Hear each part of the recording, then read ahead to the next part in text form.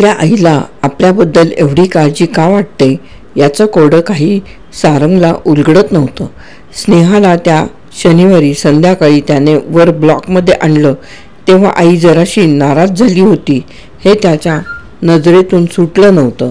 स्नेहाची समस्या खऱ्या अर्थानं आईला समजली आहे की नाही याचीच त्याला शंका वाटत होती. त्याला स्वतःला स्नेहाबद्दल काय वाटत होतं, त्या 3 विलक्षण अनुभवातून जातानाची तिची अवस्था त्याने स्वतःच पाहिली होती.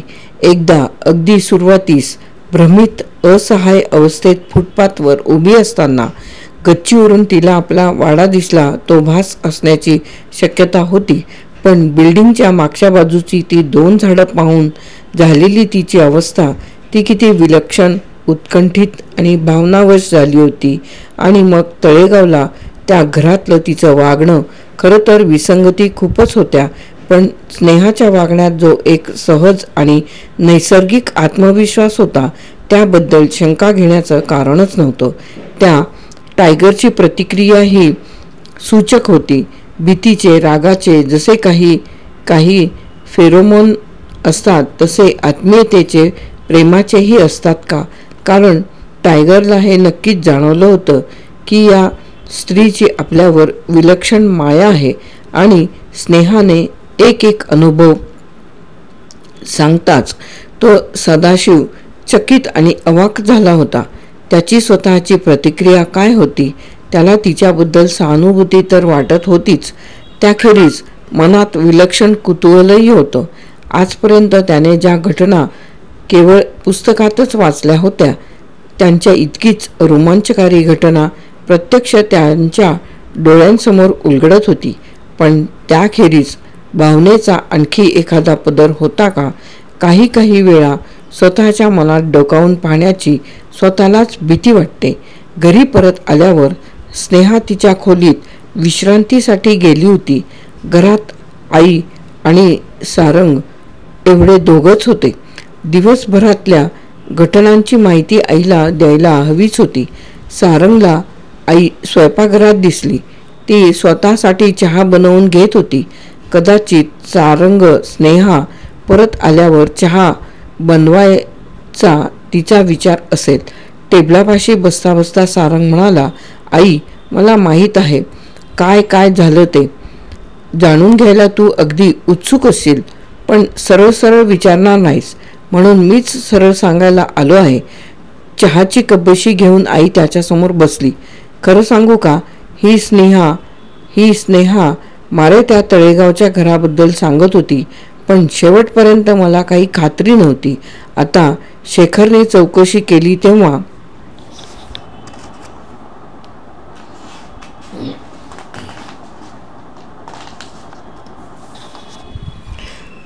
तळेगावात प्राध्यापक शारंगपाणी होते. त्यांचा बंगला होता. एक सदाशिव शारंगपाणी तिथे पोलीस खात्यात इन्स्पेक्टर आहेत हे सर्व समजलं होतं.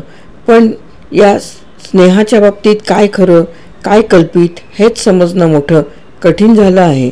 पण तिथे घर होतं, तिला रस्ता माहीत होता, घरही ओळखीचं निघालं. पण त्या घरात ज्या वयस्क बाई होत्या त्यांना स्नेहा आई म्हणून हाक मारत होती, पण त्या मात्र बिचकून आणि भिवून मागे सरत होत्या. शेवटपर्यंत त्यांनी आपला हेका सोडला नाही. मला मुलगीच झाली नाही म्हणत होत्या. त्यांनी गड्याला बोलावलं स्नेहाला घराबाहेर काढण्यासाठी, पण त्याने साहेबांना बोलावून आणलं. साहेब म्हणजे स्नेहा ज्याला भाऊ म्हणत होती तो सदाशिव सारंगपाणी, इन्स्पेक्टर. त्याच्याकडे स्नेहा मोठ्या विश्वासानं वळली, पण त्यानेही तिला ओळखलं नाही. पण आई, स्नेहा त्या दोघांच्या लहानपणच्या कितीतरी आठवणी सांगत होती. तिने वर्णन केलेल्या अपघाताची खूणसुद्धा सदाशिवच्या हातावर होती. तिने सांगितलेले प्रसंग ऐकून तो अतिशय अस्वस्थ झालेला दिसला. शेवटी निराश होऊन स्नेहा त्यांचा निरोप घ्यायला गेली तेव्हाही ती बाई रागाने मागेच सरली.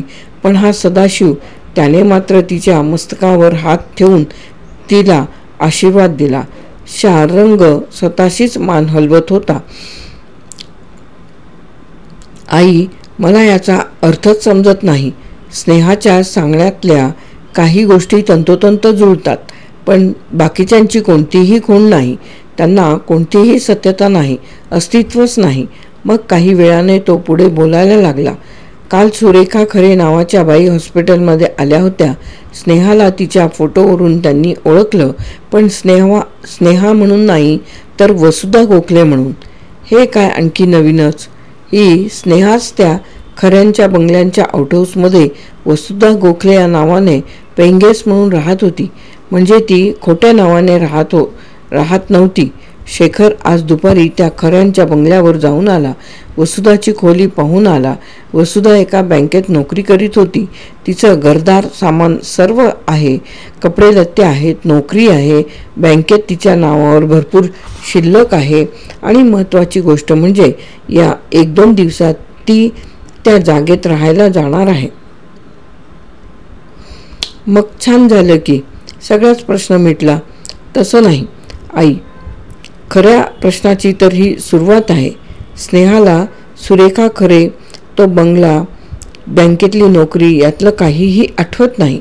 अर्थात शेखरच्या सांगण्यावरून ती त्या जागेत राहायला जाणार आहे, पण ती किती गांगरून गेली आहे. स्वतःच्या बोलण्याच्या नादात सारंगच्या लक्षात आलं नाही की त्याच्या आईची तीक्ष्ण नजर त्याच्यावर एकटक खिळली आहे. टेबलापासून उठत तो म्हणाला, एकूण आज खूपच घडामोडी झाल्या आहेत. 1-2 दिवसात स्नेहा तिकडे राहायला जाणार आहे. पण आई, तुझ्यासारखा मी प्रश्न मिटला एकदाचा असं म्हणून हात झटकून मोकळा होणार नाही आहे. म्हणजे हे ती अगदी एकटी आहे.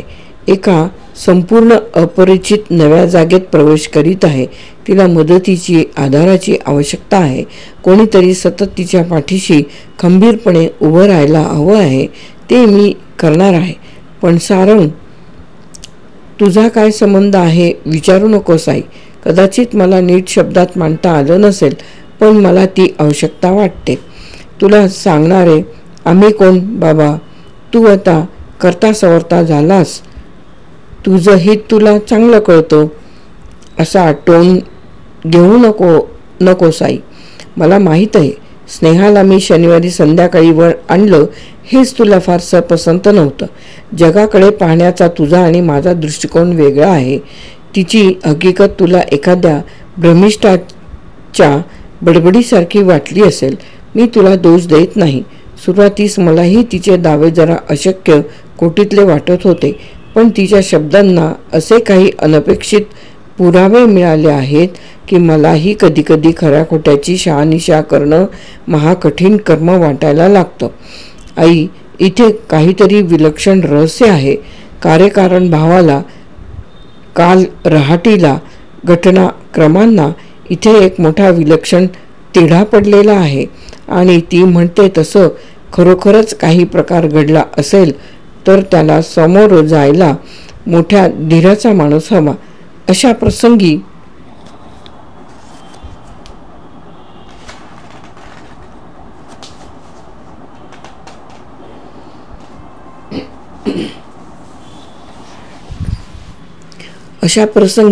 कोणीतरी मदतीस असलं तर त्या माणसाला खूपच धीर येईल. मग सारंग खोलीतून गेला. 5-5:30च्या सुमारास सारंग बाहेरच्या खोलीत दिवसाचे पेपर चाळत बसला होता. बाबा आणि प्रिया यायची वेळ झाली होती. तेवढ्यात स्नेहाच आतून आली. तिच्याकडे एक नजर टाकताच त्याला उमगलं की तिला काहीतरी बोलायचं आहे. ती आपणहून त्याच्याशी बोलण्याची ही पहिलीच वेळ होती हे त्याच्या ध्यानातच आलं नाही. सारंग, ती म्हणाली, बस की, अशी उभ्याने काय बोलतेस? माझी एक रिक्वेस्ट होती. सांग. डॉक्टरांना विचारून आपण आजच संध्याकाळी त्या कोण खरे आहेत त्यांच्या पत्त्यावर गेलो तर? म्हणजे तुझी जागा तुला पाहता येईल म्हणतेस? हो. जरा त्रास देते आहे तुम्हाला, पण त्रास अजिबात नाही. तू तयार हो. मी शेखरला फोन करून पत्ता विचारून घेतो आणि आईला सांगतो. जा, हो तयार. शेखरने पत्ता ताबडतोब सांगितला. त्यालाही ती कल्पना योग्य वाटली. आईचा विरोध होणार ही सारंगची कल्पना बरोबर ठरली. पण विरोध करून काही फायदा व्हायचा नाही हे एव्हाना तिला समजलं होतं. हौसेने आणलेली पण आपल्या जराशा सावळ्या रंगाला अजिबात शोभत नाही म्हणून बाजूला ठेवलेली साडी प्रियाने स्नेहाला दिली होती. ती फिकट करड्या रंगाची प्रिंटेड साडी तिला किती खुलून दिसत होती. सारंगच्या मनात अगदी सहज विचार आला. 20 मिनिटात ते त्या पत्त्यावर पोचले. बहुधा शेखरने त्या खऱ्यांच्याकडे फोन केला असावा, कारण बंगल्याच्या फाटकातच स्वतः सुरेखाच उभी होती. मोटारसायकल गेटसमोर थांबताच ती घाईने पुढे आली आणि स्नेहाचा हात हातात घेत म्हणाली, वसू, डॉक्टरांनी फोन केला की तू येते आहेस. मला इतका आनंद झाला. पण हळूहळू सुरेखाच्या चेहऱ्यावरचं हास्य मालवलं गेलं. स्नेहाच्या जराशा तटस्थ चिंतातूर चेहऱ्याकडे पाहता पाहता ती म्हणाली, अगं बाई, मी विसरलेच होते. डॉक्टरांनी सांगितलेलं की तुला मागचं काही आठवत नाही म्हणून. पण कमाल आहे हो. या ना आत. सारंग आणि स्नेहा गेटमधून आत आले. सुरेखाने आउटहाऊसची किल्ली बाहेरच आणली होती. या म्हणत ती वळून मागे गेली. भिंतीतलं दार उघडून ती आत गेली. आत 2 दिवे लागले. स्नेहाने आत पाऊल टाकलं. तिची मनस्थिती खरोखर वर्णन करण्याच्या पलीकडची झाली होती. तिकडे सारंगच्या घरी कॉटवर पडल्या पडल्या तिने खूप विचार केला होता. डॉक्टरांचं म्हणणं तिला पटलं होतं. वसुधा गोखले या नावाने वावरण्याखेरीज तिला दुसरा पर्यायच नव्हता. पण तिला ही वसुधा संपूर्ण परकी होती आणि आता त्या वसुधाच्या खोलीत पाय टाकताना एखाद्या परक्या व्यक्तीच्या खाजगी आयुष्यावर आपण अतिक्रमण करीत आहोत ही प्रखर भावना मनात होती.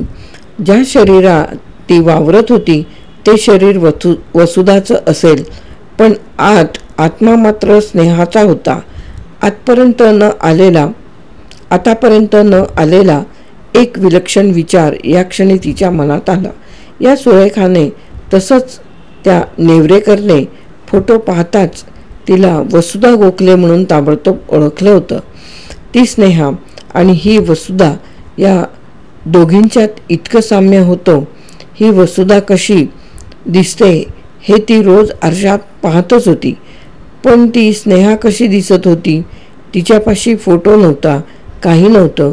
तळेगावला आई आणि सदाशिव दोघांनाही या स्नेहाचं अस्तित्वच मान्य नव्हतं. पूर्वाश्रमीच्या स्नेहाला ओळखणारा कोणी नव्हताच. तिच्या शब्दांखेरीज त्याला काहीही पुरावा नव्हता. ती वसुधा कोठे गुप्त झाली असेल ती असो.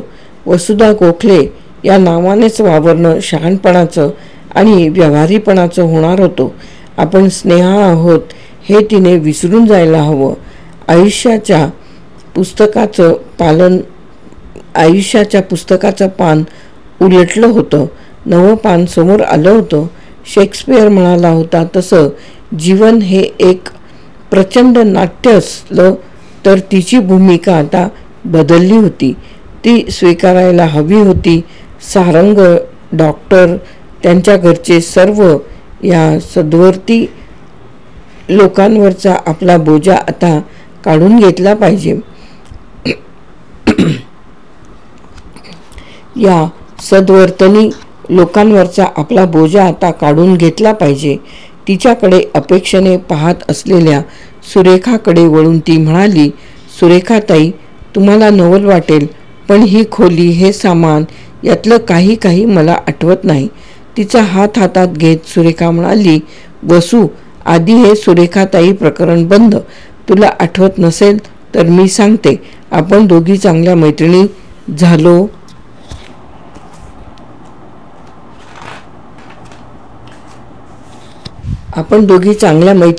होतो. मी तुला वसू म्हणत होते, तू मला सुरेखा म्हणत होतीस. आठवत नसलं तर नसलं. मदतीला मी आहे की. आता राहायला केव्हा येते आहेस? आता नुसती जागा पाहून जाते. तिकडच्या सर्वांचा निरोप घेऊन त्यांचे आभार मानून यायला हवं. हे सारंग, खरं तर यांनी मला फुटपाथवर पाहिलं आणि आपल्या घरी नेलं. किती चांगली माणसं आहेत ही. हे सारंग, त्यांच्या आई, त्यांची बहीण प्रिया, त्यांचे मावस भाऊ डॉक्टर शेखर, त्यांच्या पत्नी वैजूताई, त्यांची मुलं माया, मोहन, सर्व किती मायेने वागले. बोलता बोलता स्नेहाच्या डोळ्यात पाणी आलं. डोळे पुसत ती म्हणाली, आजकाल नातेवाईकही मदतीसाठी बोट उचलत नाहीत. यांनी तर मला जन्मात कधी पाहिलेही नाही.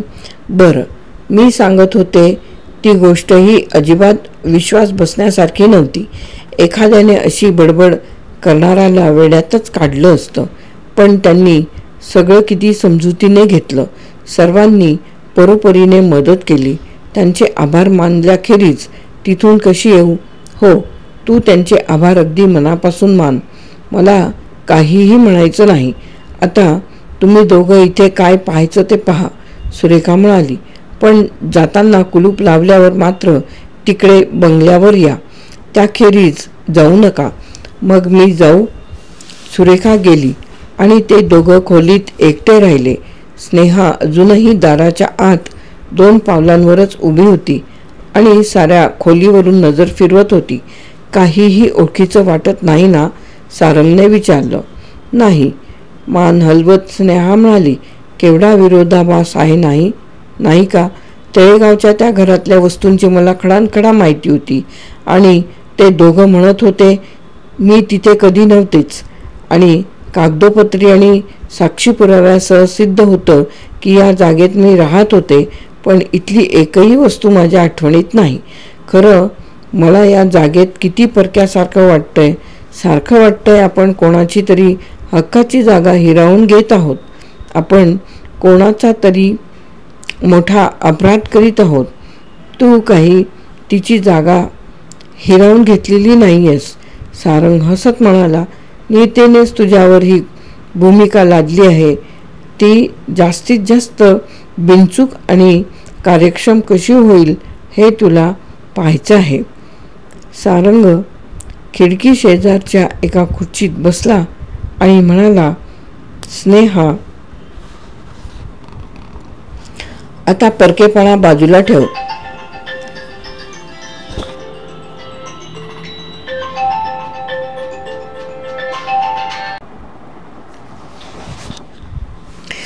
तू काही तिची जागा हिरावून घेतलेली नाहीयेस. सारंग हसत म्हणाला. नीतीनेच तुझ्यावर ही भूमिका लादली आहे. ती जास्तीत जास्त बिनचूक आणि कार्यक्षम कशी होईल हे तुला पाहायचं आहे. सारंग खिडकी शेजारच्या एका खुर्चीत बसला आणि म्हणाला, स्नेहा, आता परकेपणा बाजूला ठेव. उद्यापासून तुला इथे राहायला यायचं आहे. तू त्या भूमिकेत पुरापुरा प्रवेश केल्याखेरीज ती यशस्वी व्हायचीच नाही. तू अंतर्बाह्य वसुधा गोखले व्हायला हवंस. त्याच्याकडे एकदा पाहून मग स्नेहाने खोलीतलं सामान एक एक करीत पाहायला सुरुवात केली. टेबलावरच्या पुस्तकातलं एक विनोदी किस्से असलेलं पुस्तक निवडून ते सारंग वाचत बसला. त्याचं खोलीतलं अस्तित्व त्याच्याकडे स्नेहा दुर्लक्ष करू शकत नव्हती. पण निदान तिच्या हालचालीवर त्याची नजर नाही एवढं तरी समाधान तिला मिळू द्यायला हवं. स्नेहा खोलीभर हिंडत होती. तिला वाटलं एखाद्याला अचानकपणे खूप मोठी संपत्ती वारसा हक्कानं मिळाली तर त्याची अशीच अवस्था होत असेल. शनिवारी संध्याकाळी 5 दिवसांपूर्वी तिची काय अवस्था होती. घरदार नाही, ओळखीचं कोणी नाही, अंगावर कपड्यांखेरीज जवळ काहीही नाही, सर्वस्वी निराधार. आणि आता घर आहे, चीजवस्त आहे, नोकरी आहे, पैसा आहे. नशिबाचा खोल दुःखाच्या गर्तेत नेणारा तो झोका जसा असह्य होता तसाच विरुद्ध दिशेस वर चढत जाणारा हा झोकाही असह्य होता. पण आता हाती आलेला हा ठेवा सोडायचा नाही. मग त्यासाठी कितीही कठोर परिश्रम करावे लागले तरी ते ती करणार होती. जग तिला वसुधा गोखले म्हणूनच स्वीकारणार होते ना. मग ती वसुधा गोखलेच होणार होती. शेवटी ती सारंग समोरच्या खुर्चीत येऊन बसली. झालं पाहून त्याने विचारलं. असं 5-7 मिनिटात थोडंच पाहून होणार आहे. त्या कोण्या वसुधा गोखलेने आपल्या स्वतःसाठी निवारा उभा केला होता, सजवला होता. इथे मी प्रत्यक्षच राहायला येईन तेव्हा यातले बारकावे, सोयी गैरसोयी आपोआपच कळतील, हो की नाही. आतापर्यंत जाणवला नव्हता असा एक निर्धार स्नेहाच्या आवाजात सारंगला जाणवला. जरा नवलाने त्याने तिच्याकडे पाहिलं. म्हणजे तू इथे राहायला यायचं ठरवलंस तर त्याशिवाय दुसरा पर्यायच नाही का. सुरुवातीस शेखरने कल्पना मांडली तेव्हा तू जराशी गांगरून गेली होतीस.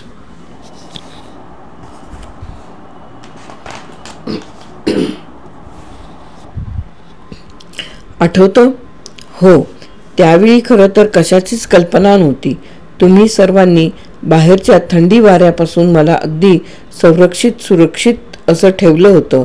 तुमचे उपकार मी जन्मात विसरणार नाही.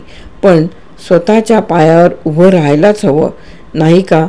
ही वसुधा गोखलेची सर्व जायदाद जणू तिने मला दानच केली आहे. नाहीतर माझा प्रश्न खरोखरच किती कठीण झाला असता, नाही का. स्नेहा आणि हो, मी मनाशी ठरवलं आहे. मी तुला स्नेहाच हाक मारणार आहे. तर मग स्नेहा, तुझा निर्णय अत्यंत योग्य आहे आणि तुझा हा नवा आत्मविश्वास पाहून माझी तर खात्री झाली आहे की सर्व काही व्यवस्थित होणार आहे. बेस्ट लक. थँक्यू सारंग. खोलीला कुलूप घालून दोघं बाहेर आले. बाहेरच्या अंगणात सुरेखाची मुलं खेळतच होती. या दोघांना पाहताच त्यांनी बंगल्याच्या खिडकीतून ओरडून सांगितलं, आई, मावशी आली. स्नेहाला ती गोंडस मुलं आवडली, पण तिला त्यांची नावं माहीत नव्हती. वसुधाचा त्यांना कितपत लळा होता हे कळायलाही काही मार्ग नव्हता. तिला वाटलं यापुढे दुसऱ्यांशी वागण्यात असे ब्लँक स्पॉट वरचेवर येणार आहेत. निदान सुरुवातीस तरी खासच. सुरेखाच खिडकीत आली आणि म्हणाली, या आत. बाहेरचं दार उघडच आहे. बंगल्याला वळसा घालून ते दोघं मोठ्या दारातून आत गेले. बाहेर हॉल होता. आतून सुरेखाचा आवाज आला, या किचनमध्येच या. आवाजाच्या रोखानं स्नेहा आणि तिच्या मागोमाग सारंग पुढे गेले. स्वयंपाकघरात सुरेखा होती आणि टेबलापाशी 40च्या वयाचे एक गृहस्थ बसले होते. चाणाक्ष सुरेखा सारंगकडे बोट करीत म्हणाली, आनंद, हे सारंग.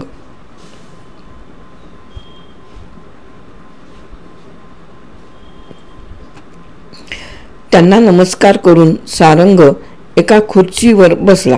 स्नेहा जरा वेळ तशीच उभी राहिली आणि मग तिनेही एक खुर्ची घेतली. वसू, मी आनंदना सर्व काही सांगितलं आहे. आता तुझी प्रतिक्रिया पाहूनच उमगलं की सुरुवातीस गोष्टी जरा कठीणच जाणार आहेत. ऐक, तू सकाळी 8:15 नाश्त्यासाठी इथे यायचीस. आनंदचा डबा मी करते, त्याबरोबरच तुझाही करत असते.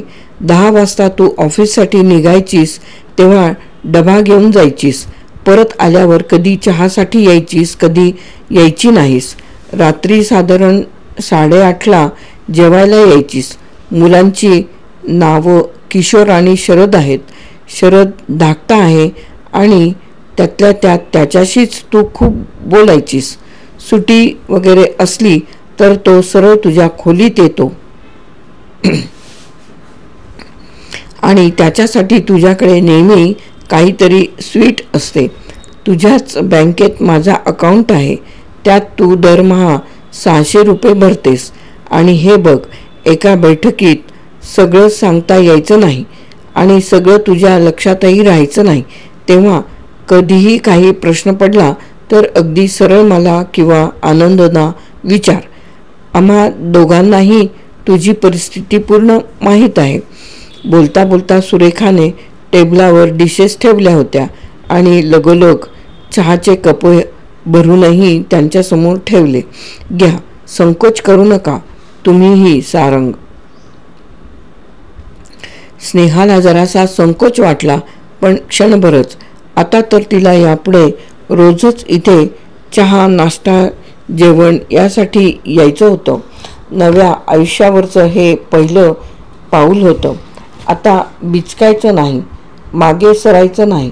चहा घेता घेता तिला खिडकीत 2 सावल्या दिसल्या.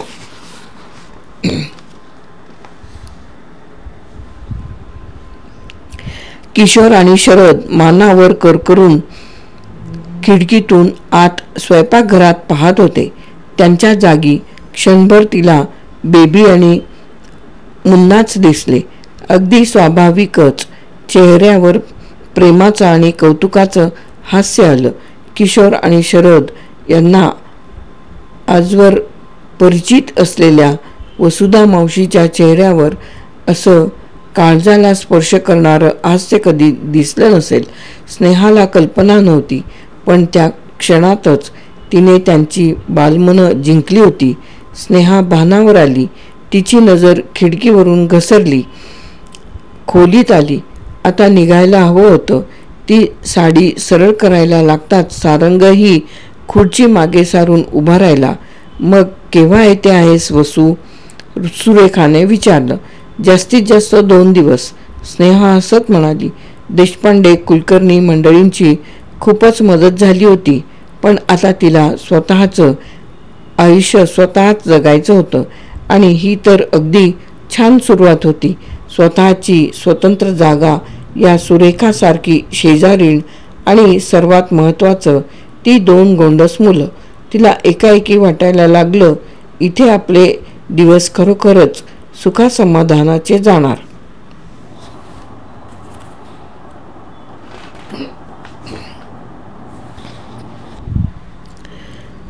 ती आणि सारंग बंगल्याच्या पायऱ्या उतरून खालच्या अंगणात आले.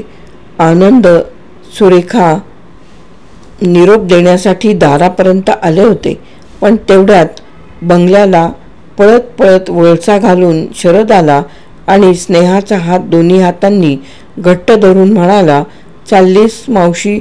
राहणार नाहीस तुझ्या खोलीत? स्नेहा चटकन खाली बसली आणि त्याला छातीशी जवळ घेत म्हणाली, नाही रे जाणार, उद्याच येणार आहे राहायला. एवढं आश्वासन त्याला पुरेसं होतं. मागे सरत पळत पळत तो खेळायला निघून गेला. स्नेहा सावकाश उभी राहिली. मागे वळून तिने हातानेच सुरेखाचा निरोप घेतला.